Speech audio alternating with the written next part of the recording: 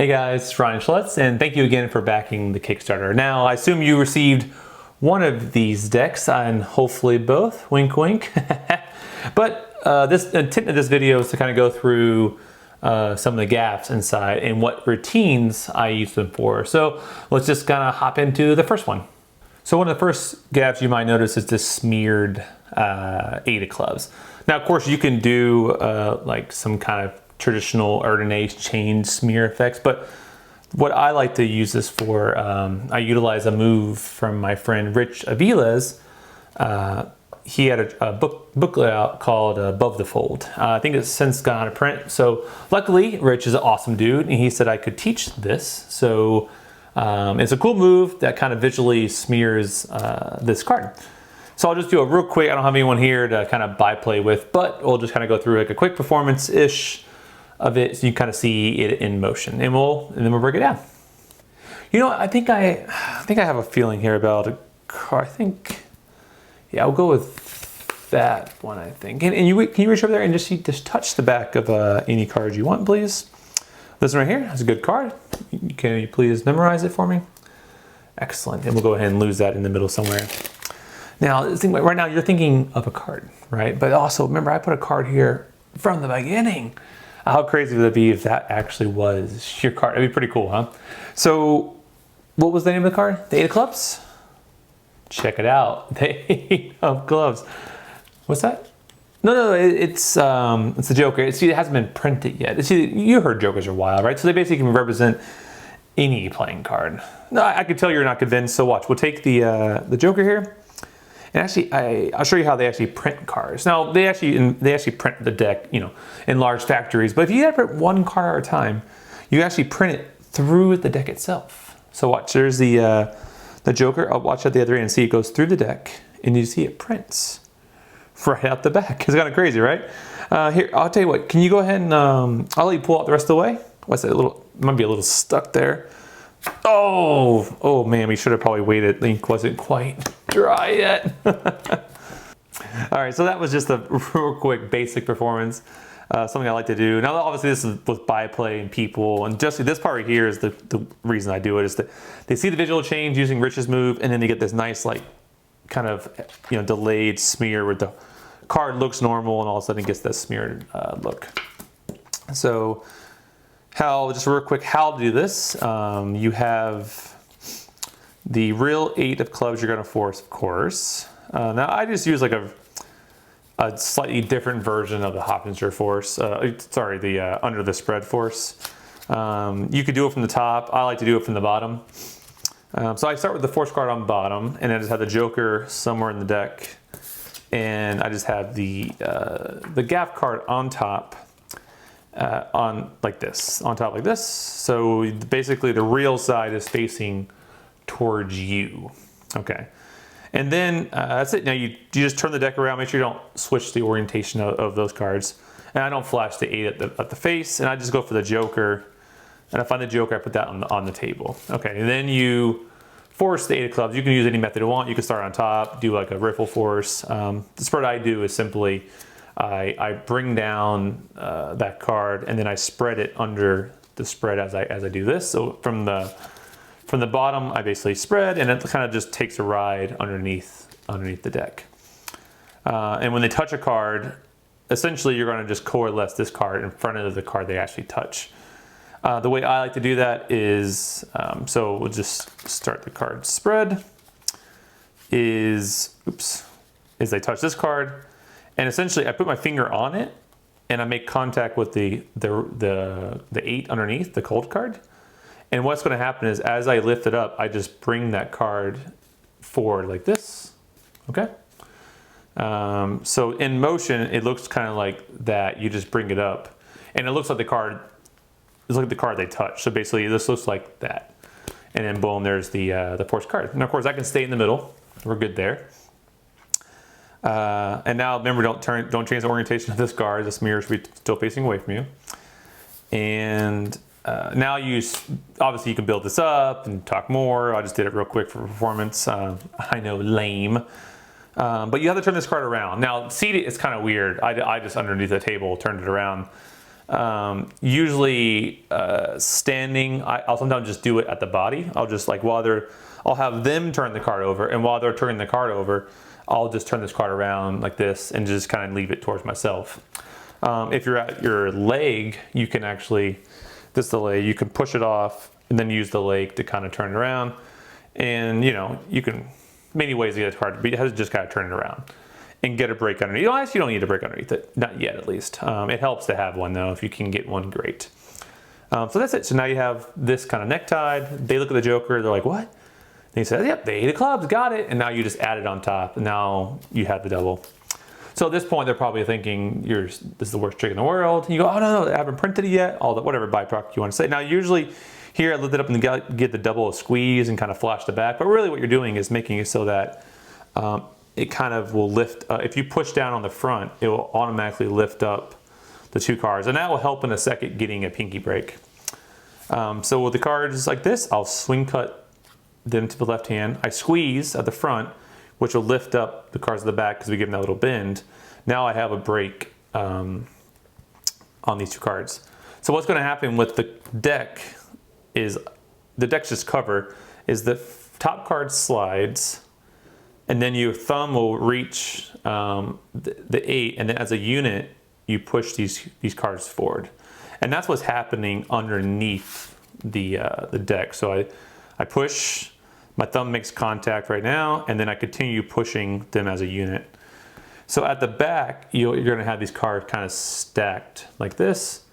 So what's happening is you're putting your finger at the top, and you're pulling these cards down, but you're kind of pushing on both at the same time. So when you do that, this card will slide flush to the deck as the other card will reveal itself. So to see it again, from this point of view, is you're like this, so you can see the card here, and what's going to happen is that card just will appear at the top. You can even do this vertically as well, so you can have a better vantage point. What that looks like, of course, is you just turn it around like this, and now you can feed it down as you talk, right? So you get the same kind of effect. But either way you do it, I like to kind of push the card out a little bit, so that way it's just sticking out by itself.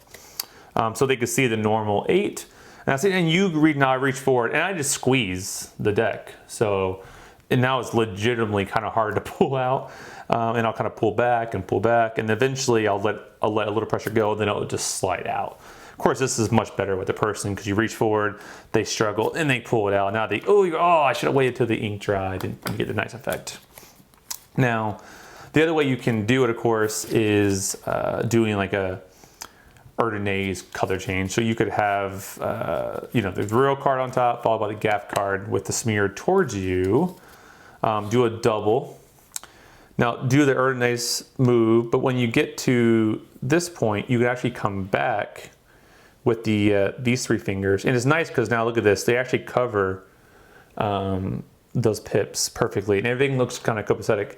And now you get that final squeeze, and it really looks like your fingers are dragging that. So you kind of get this like, oh, there's the 8, smear. And it looks really cool when you get that little pause there. So like I said, there's different ways you can do it. I prefer the first way. This is another cool way. I don't do the Erdonase change, as you can tell from my orbital technique. But for people who do, that's another option for you. So this is it. This is basically the real quick run through of this gaff. And there's obviously a lot more uses. I'm sure you guys will think of something great. All right, take care. The other gaff you received was the 2 jokers. Well, one in particular. One has an ace on the back. Now this is a trick I love to do. I'm included with the previous V1s, V2s. I just think this trick is so strong. It's like a take on a club sandwich type routine. I just kind of took the principle, kind of streamlined a little bit more, kind of just made it quick and kind of definitely good for like a walk around. Because I usually keep these jokers like in my pocket, and I'll just bring them out just for this trick. So let's give a quick demo of what it is, and then we'll get to an explanation. Oh, ma'am or sir or person behind this camera, can you please touch the back of one card? This one here, you got it, you won't forget it. Excellent, and we'll go ahead and lose that somewhere in the middle of the middle, okay? And can you touch the back of, and you other person, can you touch the back of another card, please? Let's say you touch this one. Is it different from the last one? Fantastic.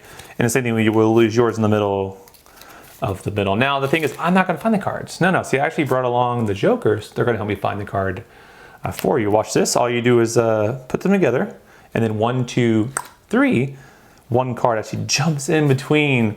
I know it's crazy, right? It's crazy, but we can do it again. We can do it again. You know, I won't even use the deck. I'll put it there for now. And ma'am, sir, mind if I use your Ace of Hearts for this? Watch this. The person who picked the second card, think of your card. Watch this. What was the name of it? Yes. What do you believe? The 3 of Hearts. So what a cool little quick trick that you can do. You also make this play a little bit longer, but you get this nice sandwich routine, and you get this really magical, you know, change of the second selection. And that part you can play like really like in the person's hands, and I'll show you how I do it in a second. It's kind of hard here with nobody here but me. So the gaffs I put aside. I basically put the Ace of Hearts on top, and you're gonna force the Ace of Hearts on them. So now I do the force just like in the first routine with the 8. I do the same kind of force. If you want to, like I said, you can do riffle force, or traditionally this is done like from the top, where you call like the 4th card down and then you force that card, right? Either way, force this card. Now the reason I like to do it the same way as the fair selection. So this is the force, and I do the fair selection the same way. So the Ace of Hearts, I go through and I do the little bottom force, which I taught in detail in the last effect. I do the little bring up move, there it is. Now I grab just one card, and I put that in the middle. I just put it in the other pile of the middle, I say, and now everything's lost. And it really is lost. You just force it, you don't know where it is. But now you're gonna do the same move again, but control it to the top. So they touch any card they want, and say they touch this one. Now, when they touch this one, I just make sure to align the card above it, just slightly on top of it, and I kind of separate it from the deck a little bit. So I show the card, in this case the 4 of Hearts, and what's going to happen is this: you're going to take the 4 of Hearts, but really what you did is you took one extra card with it, the card behind it, because in motion you take all they see is the 4, and then the hand just comes away. They don't know you took 2. This is a really cool control. You can just do this as a control when you need a control card at the top. So that's it. So then you basically come up, take the 2 cards as one. They don't know that. You put the dummy card inside, and then this goes inside of all of it. And what that does is control the card to top. So now you're set. You have you control the second card, the free choice, and you have the first out here. So what you're going to do is to reveal the ace, you basically turn the jokers over on top, give it a second, and now you spread to show that they captured the first. Now they think these are jokers, but really the 2 jokers are still on top and the 4 hearts is on bottom, but they don't know that. So now you're going to do a very discrepant switch, which in talking people will notice is you square it up, you push off the top 2 cards as one so they don't see the ace here, and then you turn these over and spread them as you put this card inside like that. So this is kind of like there's the reveal, and then I just do it really quickly. It does it 1,000 times. It just flies by. I don't know why. It just feels like you're just turning the card and putting it into the jokers. It just feels right. And now you just got to reverse count these cards. So don't forget the reverse count. Don't forget that. Now this deck part you can handle many ways. I like to put the deck down if I can. You can hold on to it, doesn't really matter. But this is a really cool display where you show the Ace of Hearts going into the middle. But really you just show the Ace of Hearts that's on the back of the Joker, and you actually switched in the 4. It looks so cool.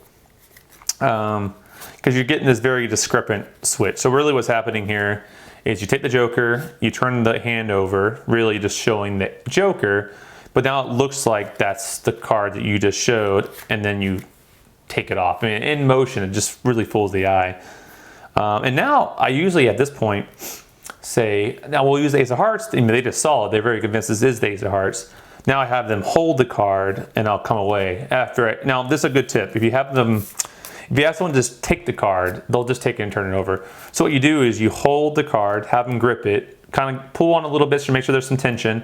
And once they give it like a second, and after a second, then they won't move. Okay, that's very important. Small tip, but very important. How to kind of control them. So that's it. So now they're holding onto the card. Typically, while they're holding the card, I'll just take the jokers of this. I'll kind of what was the name of your card? And I'll just do something like this to kind of make it seem like this does something. Now you can just kill these jokers or toss them on the table. People aren't looking here anymore. And of course he says the 4 of hearts. Boom, they turn it over in their hands and show the card change to the 4 of hearts. And there you have it, guys. There's 2 tricks using the gaffs included with the decks. I'm sure you guys will come up with a lot more, but until then, have fun. Now, I know I already sent out a PDF on the marking system of the backs of the cards, but I'll go ahead and just kind of break it down real quick for you guys just as a recap. So these right here, this part and this part tell you the value in suit. The first one is the value, the second one is the suit. So imagine this like a clock. So, you know, it would be up and down for queen. In this case, this is the 3 o'clock would be straight, so this will be a 4, right? So it's in the 4th position. The next one, see, that's straight down, so that's going to be a 6. And this one is right before the 6, so that's going to be a 5, and so on and so forth, right? So if we look for, like that's an ace, because that would be off 1 digit. Let's look for king or queen. There's a king, there's a queen. So the difference between king and queen is just the bottom here with the dot. So in this case, you see how there's a dot filling this one in, there's no dot filling this one in. So this is going to be your queen, and the king is going to be the one with the dot. That's only because there's 12 spots, obviously 13 cards. So the only odd one out really is the dot, but you can just easily see that from a mile away. With suits, so essentially it's, let's just get the clubs, hearts, spade, diamonds out here. So I just have it right now where it goes club facing that way, then heart, so it's club, heart on across the top. Spade going down, and then diamond going the other diagonal. So it's just the diagonals. So it just goes club, heart, spade, diamond. And you mix that with the value, you get your value in suit. This is very easy to spot from a distance, so you can read these pretty darn easily. And a lot of times what I'll do is I'll just take a mental snapshot of what I see. So if I see this card, for instance, I'll take a mental snapshot. No, I know it's a diamond. Oh, I go, was that oh, this must be a 4 of diamonds, right? So this is how you can do it on the fly. Another marking I do is this top corner here. If you riffle this, you'll notice that top anchor kind of goes in and out. So basically, it's either touching or it's not touching. So in this case, you see how it's not touching the border? So that's the black card, right? And when it's touching, that's a red card. So that one's really simple. It's either touching red, not touching black. This is good if you had to do color separations or if you're doing like odd card out. It's a nice, easy way to spot what's red, what's black. The next one down, this one's a little more complicated because most people don't know this. It's rounds and flats. So this middle anchor right here, this is the round and flat indicator. So essentially, you see how it's like, you see the majority of the anchor? And that one you kind of cut off. To me, that's like a flat, like stick. And this is like more rounded in the shape, so that's the round. Round and flats are like red and black indicators, but they're nicer because you can have it be mixed. It's not so the deck can look shuffled, but still be completely separated in like a red and black type fashion. So rounds and flats or anything like, so see how 5s have flat tops, aces have pointy tops, 2s have round tops, queens have round tops. So every card falls into a round and a flat, and then that right there helps you indicate what's what. The last indicator is this one-way indicator. So right here, this anchor either faces up or faces down, but you can reorientate the deck so that way they're all facing the same way very easily. The nice part is, if you have one card in the spread facing the other direction, you can quickly see by spreading the deck which one's the odd man out. In this case, you can just tell right there that's the card that's the odd man out. So that's a real recap just for people. I know the PDF's out there that goes into great detail about this and even has nice diagrams, but just want to have it on video for you guys can see kind of what it looks like. All right. So I just want to say thank you again for investing into this Kickstarter and into these cards. Honestly, the way they turn out has really been a dream to have this kind of box, these kind of cards. I mean, the marking system, everything about it is just really a worker's magician's dream. And hey, for even playing cards, good cards to play with. So enjoy them. Thank you again, and I look forward to seeing you guys in a future campaign.